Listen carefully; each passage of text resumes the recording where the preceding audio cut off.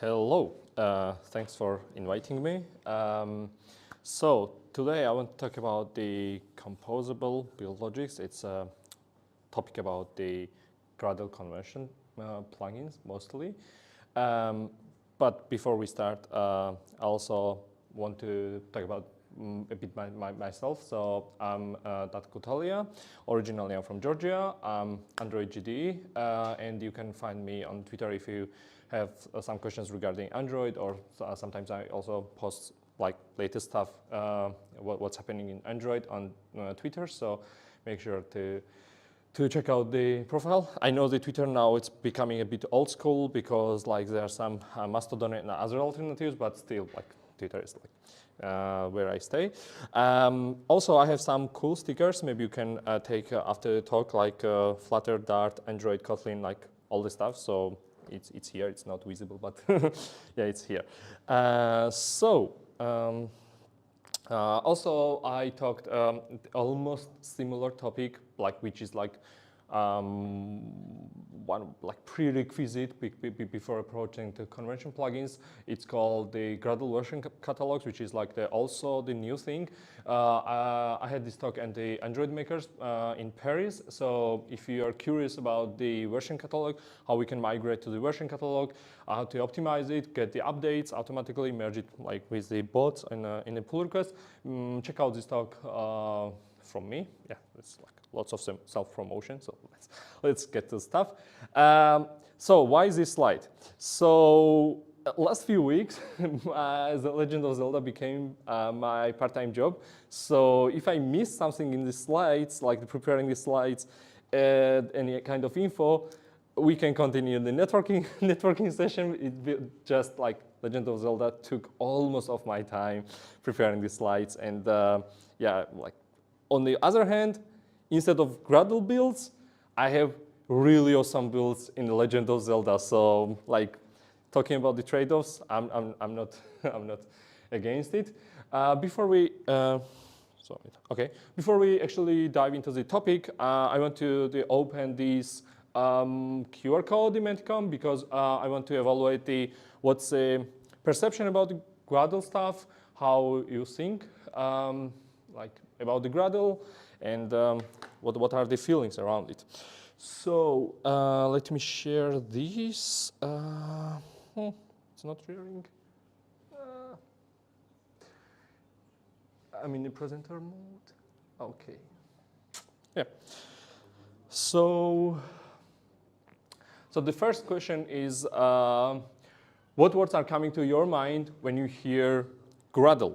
So please take like 10 seconds to come up with your own, yeah, totally valid, I'd say, totally valid. So, the Android, suffering, yeah, pain, yeah, totally relates. Oh my God. Ciao, miss, oh my God, yeah. PubSpec? Wow. Yeah, so basically, I see like the suffering, pain, like all the synonyms, and one of the reasons why I'm here is to talk about how we can remove the suffering from our everyday life. So we can't really eliminate it from our from everyday, like from job, but at least we are not going to struggle every day. And also, like Android developers will understand that if they worked on a large project and also on the old project, they understand how Gradle scripts changed like in different years. For example, in 2018, if you have some scripts from 2018, it was like quite messy, quite bad. And now at the end of 2022, there are like the KTS, like Kotlin script, like different ways to write the task. And it's like, basically they should be same, but also it's like completely different, like the language and how it was described. So, okay, moving on. So what is the what do you use to maintain the build logic? This is another question. Like the last option is that if you don't use the Gradle, that's also okay. If you use Bach, Bezel, yeah, it's cool. But yeah, I'm curious. Wow, convention plugin, nice. No one with build SRC? No one? No one with build sources? Wow. I didn't expect that. Wow. Everyone is writing on with convention plugins, so like this talk is irrelevant. I can go home. So, okay. The good thing is that, yeah, I see the convention plugin adoption. I love it, but I don't see build source. It's also good, but I think that to fully appreciate what the convention plugin is doing, either you should be writing the build Gradle before on the build sources. So let's get back and actually see what happened in Gradle and how we can improve our build logic, like to make it more composable and also cacheable. So usually when we start the project, it's like, this is a sample from the Now in Android, this snippet of the graph. I built the dependency graph from the Now in Android. So this is a snippet. So imagine this is the start of the project. So you start with a few modules. In the beginning, you want to like modularize to be on the correct path. Like, let's not discuss if the modularization is in the beginning is like the correct or not. Let's say that we started a modularized project and we are on the correct path. But after some time, the project grows, complexity increases, and we have something like this. And still, it's pretty like mediocre application, not that big. This is the current state of the Now in Android project. So for those, if you don't know what's the Now in Android is the showcase application from the Google team, from the Android team mostly, the DevRels and DevRel engineers that showcases all the best practices from the Android, starting from the Gradle convention plugins and the version catalogs, and through to the materials tree and the compose and all the cool stuff and all like the GitHub Actions, CI/CD and everything. So go check out this project. It's a super cool project. So this is the current state. So after some time, we started configuring projects in a different way. First, it was the Gradle files. Then we added, like in 2019, probably we started adding the KTS, like the Kotlin script, because it was cool. So we started like the Kotlin script. Then we also had another option because we had very old answers on the Stack Overflow that we could do everything in the all project or sub-project block. So we had this mixed all project block plus the Gradle files and like the custom scripts.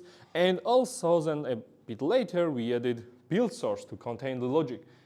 I've seen projects where all of this stuff is mixed together. I also saw projects like containing the build source quite well before the convention plugin, but this is how usually we configure the projects. But in reality is that we have the Gradle files that no one understands, except maybe one old senior developer in the company. Then there's like a bus, if you are the bus factor, like the bus factor is very high, and the bus factor is that what happens when bus hits the developer, is your project like the frozen, like who can maintain it, because only one developer knew all the Gradle scripts and how to write them.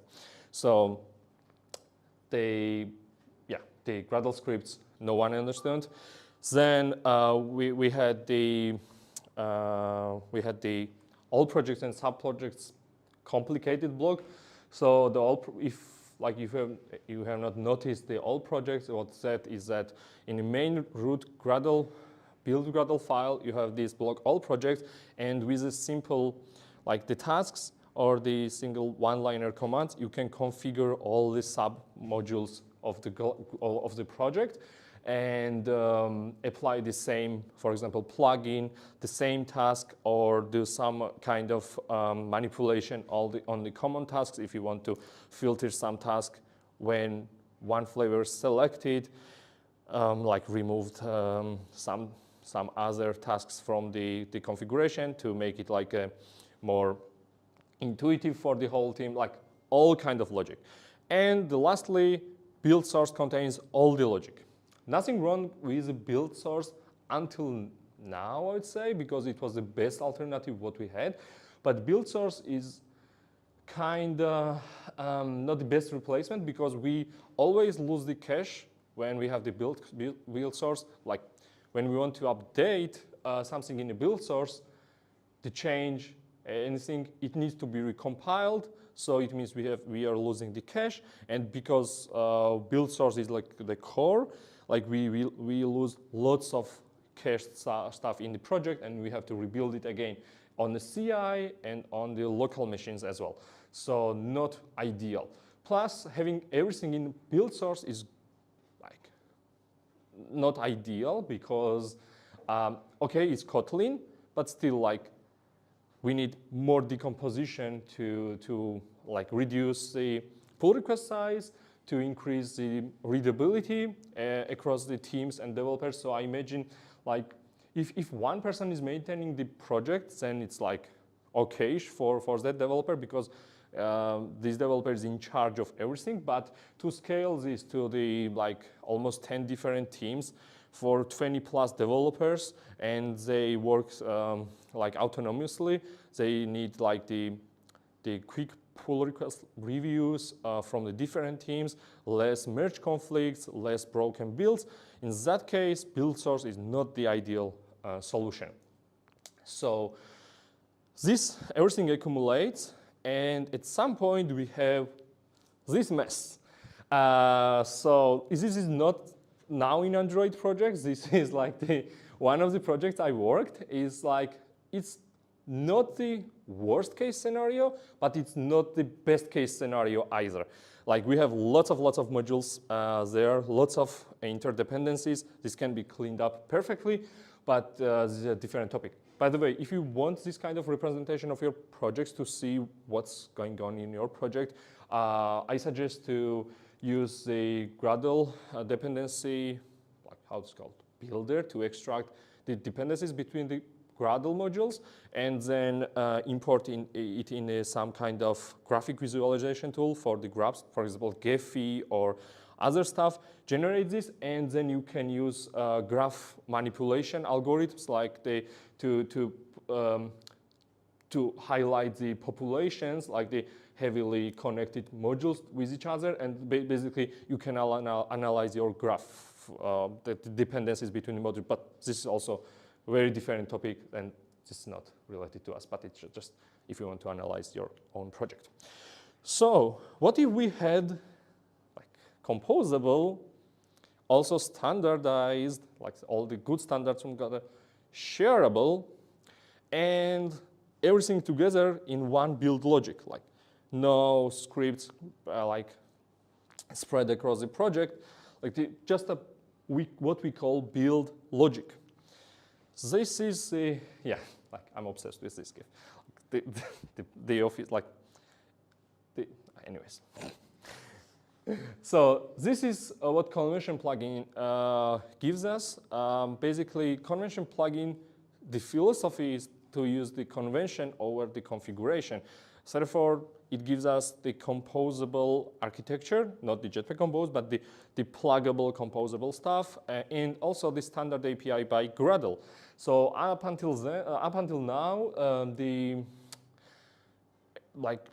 across like 5 years span, we had like multiple APIs from Gradle changing all the time. Every developer wrote even the same script in different manner, in different languages, in different place, applied to the project for some in some weird conditions for like at the end of the file, or in the beginning of the file, at the end of the configuration cycle, and everything was crazy. So now we have like the standardized way to do it.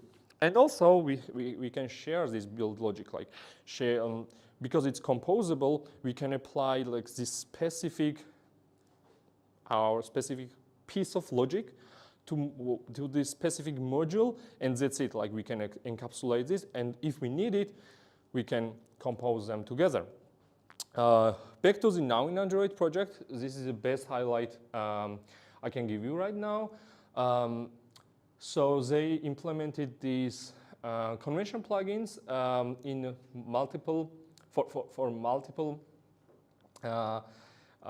scenarios, and here is for example, Android Compose, Android instrumented test. Like it means that you write Android implemented test specific build logic there, or Gradle managed devices specific logic there, and they can be used separately but also together at the same time. Usually, what the people were doing is that this Gradle managed devices is also the new API, so it basically allows us to define the specific emulator, also for like the remote emulators, and we can always start the tests on these emulators and also benchmark tests. So this is a new API. So what the people were doing is that putting this automatically where the testing configuration was in a Gradle script, and they were using everything together. If we needed something, there were two options. People were just copying everything in a new Gradle or extracting as a common Gradle script somewhere and apply in every module this, which is not the perfect solution. So this is like the more mature solution where we have like extractable piece of logic that can be applied at any point in time for any module. So it's a benefit. Same applies to Choco and also the Kotlin Android stuff. So let's start with let's start reviewing the Android Compose file.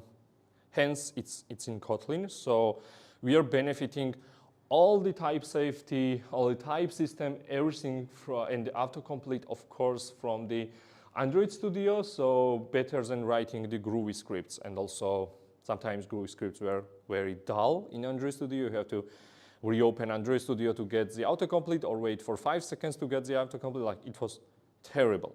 So what this piece of code is doing, it is what we are doing basically in Gradle scripts. It just we copied in a Kotlin and moved here in some kind of function to apply it whenever we need. It specifically this applies compose related dependencies and the configuration.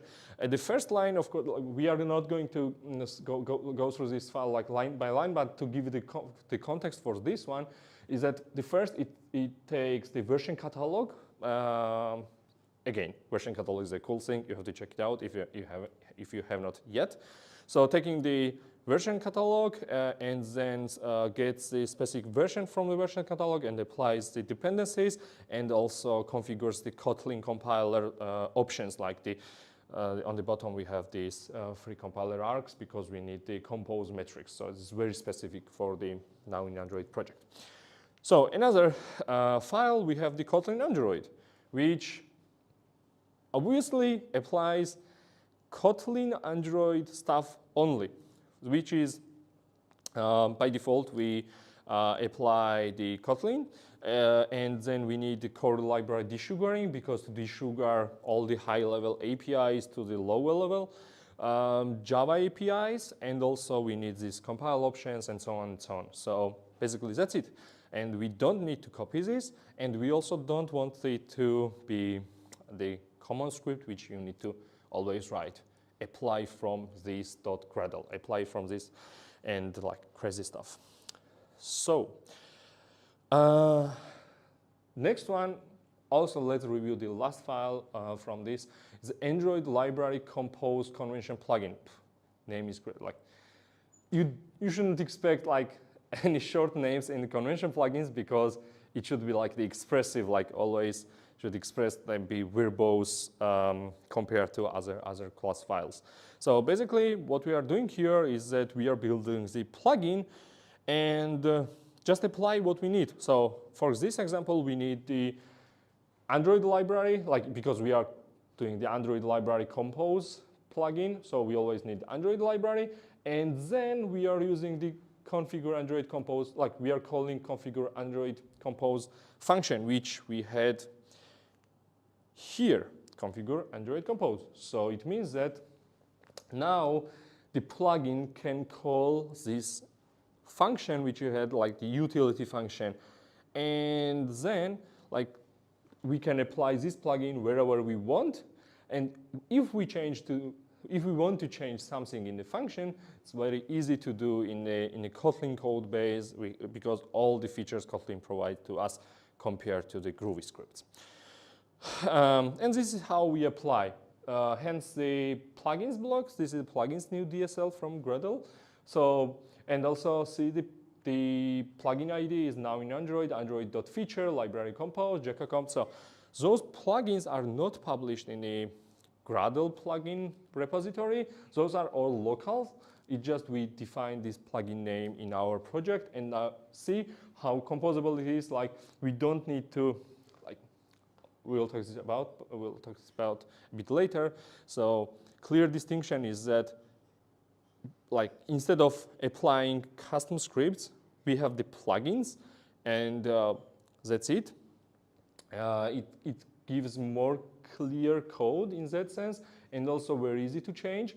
Plus, the convention plugins are cacheable, and we will also going to talk about this.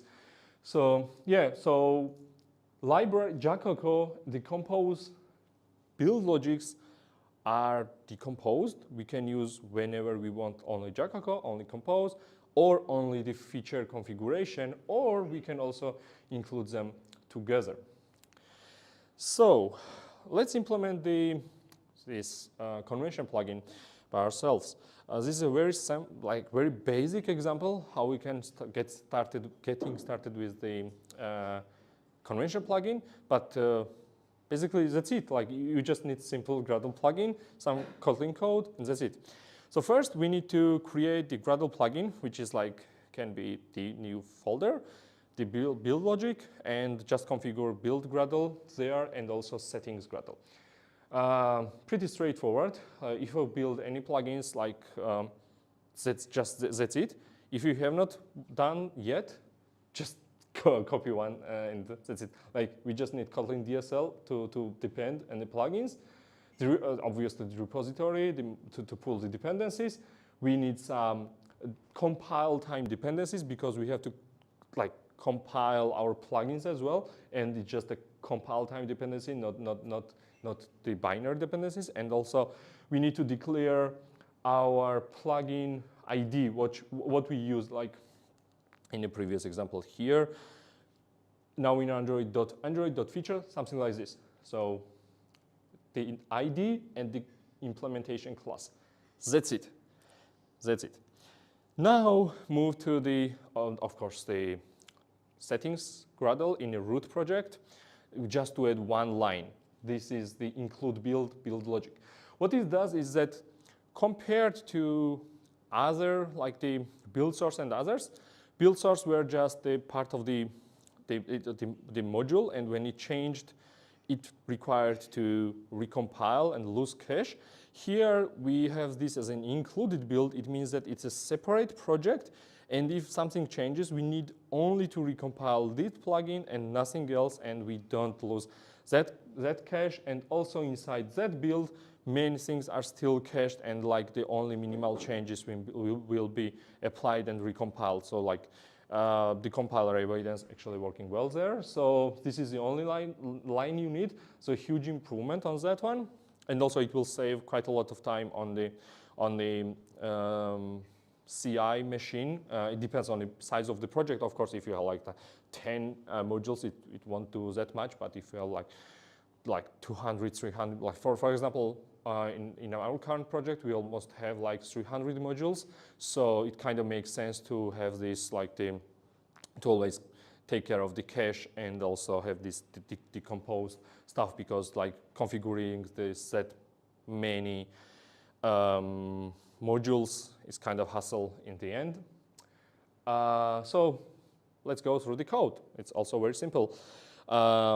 First, we are creating basically extending the plugin, because we are plugin project type, because we need this for the project. And override one single apply function, and the project is a target itself. So this is a Gradle project, the module itself. And we write everything like we did in the Gradle scripts. Just one difference, we have the Kotlin here and all the support from the Kotlin. Apply, let's write the compile SDK, let's apply the default config here, also the compile options. We can also split this stuff, but because we are configuring Android application here, makes sense to have everything together. And yeah, that's it. for example, this configures the main Android application. Again, this screen, because this is what's happening in our Gradle, we just wrote this implementation class and ID, nothing else. And this is how we declare it. Like from the plugins, this ID, that's it. And eliminates all the setup from the Android application, like build applications, build Gradle, and everything is moved in the convention plugin. So at the end, we can get something like this. So application, the compose, Choco, healed, because we have modules where we don't need healed. Sometimes we need healed, like the Choco. There are plenty of modules where we don't need Firebase performance metrics, and we don't want to mix these Firebase performance metrics with other projects. For example, still, I've seen the code in the all projects blog where people configure the testing, the Firebase, the everything else. So now it makes much more sense. Let's analyze. So we got the code that we can change once, and it will be reflected on all the modules, plus we also retaining lots of cache. It's maintainable, retaining cache. It's typed, so we have the Kotlin type systems there, and it's testable. Voila. One little note on the tests before we move on. It's like not all plugins require tests or can be written tests for them. So let's talk about why. So testing tasks and the plugins. So Gradle is a different beast. It's not really easy to test Gradle. So there are very few articles. Mostly it's from the Square and like some huge companies where they have good enough capacity to invest into the testing and also scale this across the module. For example, last year Square said that they had more than 3,000 modules and they maintain the build logic for it, and also like it's extendable, the testable, and they need to reproduce this for every module, for every Gradle version. If something breaks on a Gradle 8, then they need like concrete reproduction why it's happening. So how we can test the Gradle tasks? Not the plugins, but the tasks. We have test kit from Gradle itself, and usually it's a functional test. What does it mean? Like, we have few options to test the tasks. Like the task, I mean any kind of task which has the build output, like output something on the print. Basically log something during the execution, or they write something in a file, or it executes other tasks and we can check their results. For example, if the task failed, if it's skipped, if it's like executed, whatever. So in that case, for the convention plugins, we don't really need tests or can write tests because our convention plugin in this case is only applying, oh God, it's too far away. Basically, we are only writing the configuration phase. But if we had some kind of task which executed, had the output, then we need to test those, and test kit provides us the functional test to write this. And benefit of this is that we want our Gradle task to also survive configuration cache and have the configuration, because in a new Gradle, configuration cache will be enabled, and there's still many Gradle plugins which doesn't like really provide the plugin, really support the configuration cache, and we want this to have the configuration cache to be independent. It means that every output should, like what we give for the input, every time should give the same output. So this will help us to test this behavior. Okay, now let's talk about the real stuff, the migration and the tips and tricks, and what I learned from migrating multiple projects on convention plugins since like at the end of the last year till now, and it might be useful for you if you are like want to migrate the existing project. First of all, you need to change the apply plugin, this kind of syntax, to the plugin DSL, new DSL from Gradle, and there's the asterisk. If you notice, it means that. So Gradle comes with some caveats. Like the plugins block can only be used with the project's build script and the settings Gradle file. It means at some point, if you have like custom Gradle scripts which are not in a project build file, I mean, if you have like common-library.gradle, which we're configuring the common libraries, common code, like assigning the version, designing the common dependencies, handling transitive dependencies, stuff like this. Plugins block will not work there for now. This is a huge, huge problem. And automatically, this stuff like makes our problem a bit harder to migrate. And how we should approach it. So now we need to refactor some basic building blocks first, and then approach the common scripts later. Take this example. We had the common library Gradle. This is quite an old code, but you see the idea, what was happening there. So basically, we were applying the standard Gradle plugins, the library, Kotlin Android, and then we had some custom scripts like the KTLin, coverage, license, which were applying just the script files. And then we configured everything. So it means that in this common library Gradle file, plugins block will not work.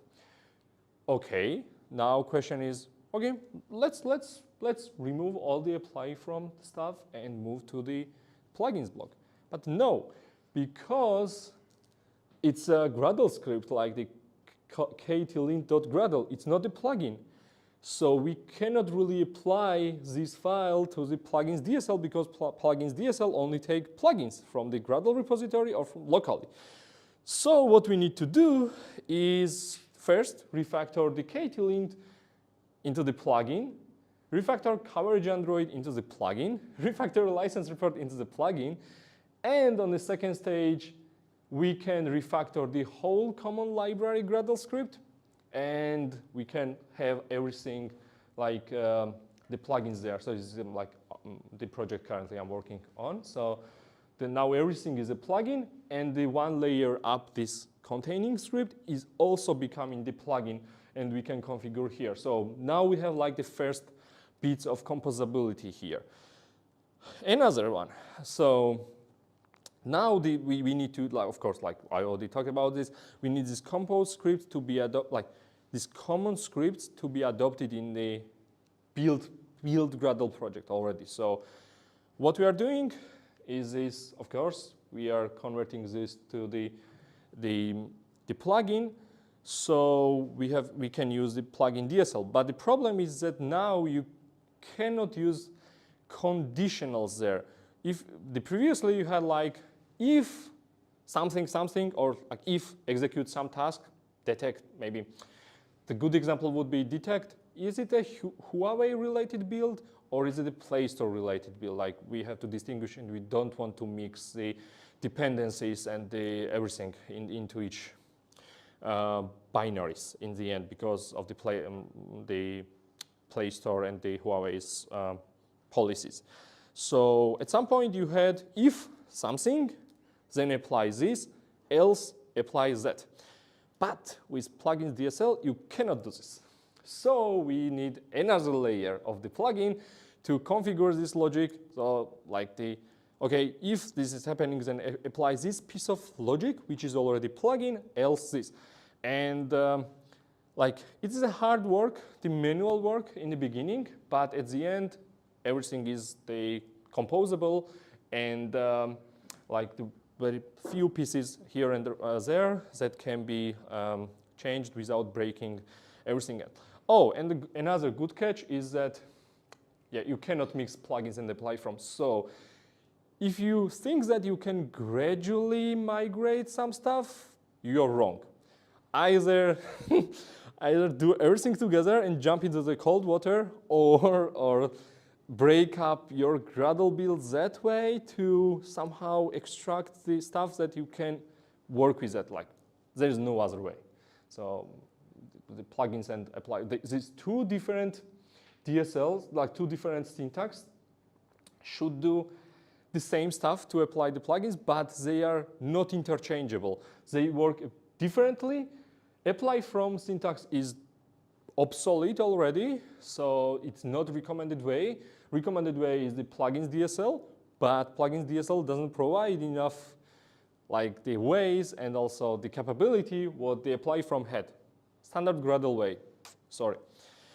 And just another note is don't forget update some generative scripts. For example, of course, if you are scaling your application, you have like some bash scripts or whatever to generate your modules, to generate your configuration, and you don't want to waste your precious time on this dull stuff. So make sure to update them and like basically insert correct plugin configurations there.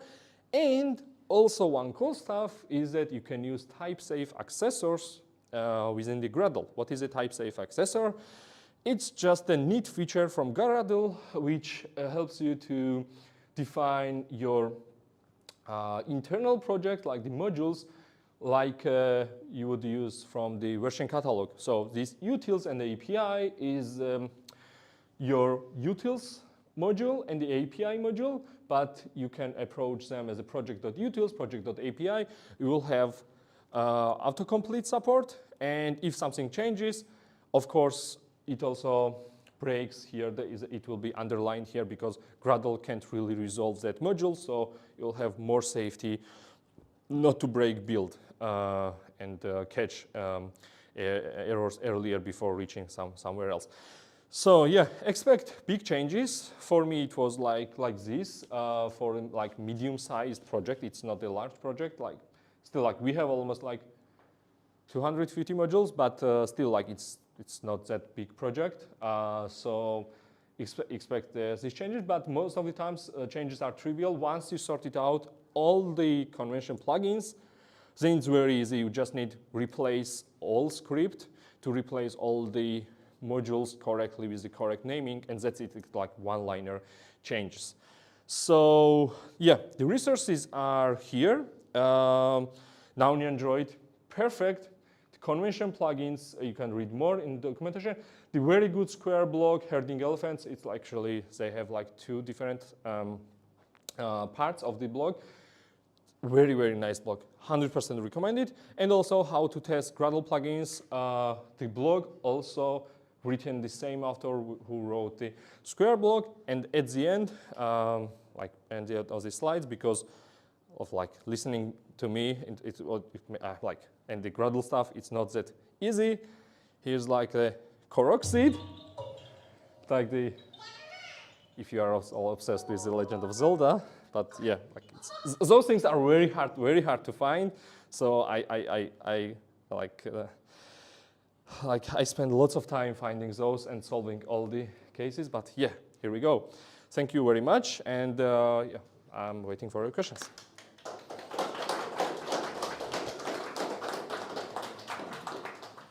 you please repeat the question into microphone, okay?